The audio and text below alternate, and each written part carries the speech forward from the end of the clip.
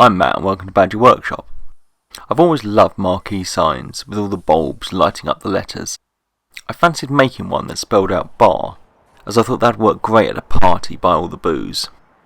But before I did lettering, I thought I'd start with something a bit more simple, so I went for an arrow. First I drew it out and cut it out of some paper before I could transfer the pattern onto some plywood. Cutting something this big out on the bandsaw was quite tricky. I ended up drawing the pattern on the other side so I could flip it over and work from both directions. With quite a lot of removing bits of waste and flipping it around, I managed to get it all cut out. Before I started marking out the design on the actual arrow, I had a few goes on a piece of paper to work out where I wanted all the bulbs.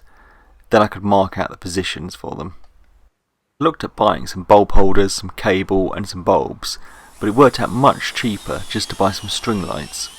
I would have preferred ones I could screw into place, but these don't come apart, so they just have to be friction fit. So 20mm holes get drilled on every mark. I give it all a quick sand down just to remove any rough edges from where I drilled all the holes.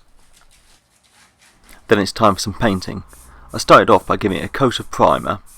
I hate using these aerosols, but I've got a mask on and the door wide open.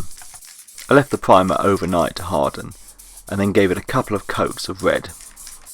When that had dried, I built up 3 coats of lacquer, and it really came out quite shiny. As I said, these string lights were just going to be a friction fit, and it was quite snug. They just needed a little persuasion with the rubber mallet to get in.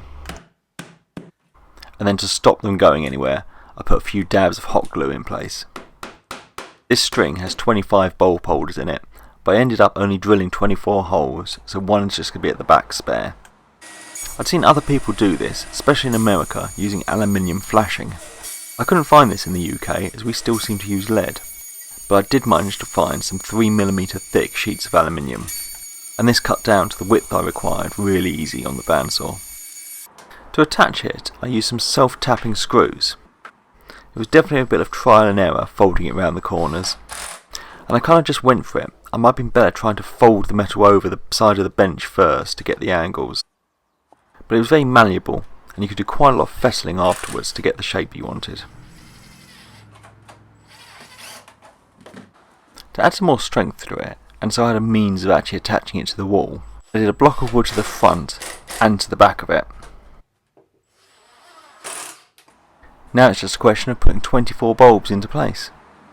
I'm glad I did this project first. I've learned a bit about working with this metal, and now I feel more confident about making a letters sign. That's it all done. Thanks for watching, and please subscribe for more videos.